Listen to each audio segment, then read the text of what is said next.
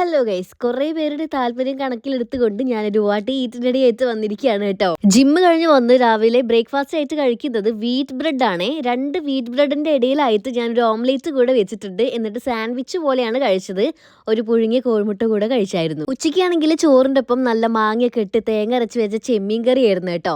എനിക്ക് ഭയങ്കര ഇഷ്ടമാണ് ചെമ്മീൻ ഇങ്ങനെ കറി വെക്കുന്നത്. സൈഡായിട്ട് പയറുപ്പേരി, മത്തി പൊരിച്ചത്, പപ്പടം, തൈര് എല്ലാം ഉണ്ടായിരുന്നു.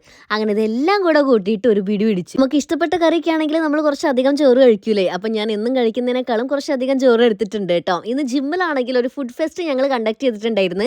അവിടെ ചെന്ന് കണ്ടതൊക്കെ കഴിച്ച് അതിന്റെ വീഡിയോ വേറെ വരും കേട്ടോ. വൈകിട്ടാണെങ്കിൽ ഒരു ആവശ്യത്തിന് വേണ്ടിയിട്ട് ഞാനും ഏട്ടനും കൂടെ ഹൈലൈറ്റിൽ പോയിട്ടുണ്ടായിരുന്നു. അവിടുന്ന് കഴിച്ചതാണ് കേട്ടോ.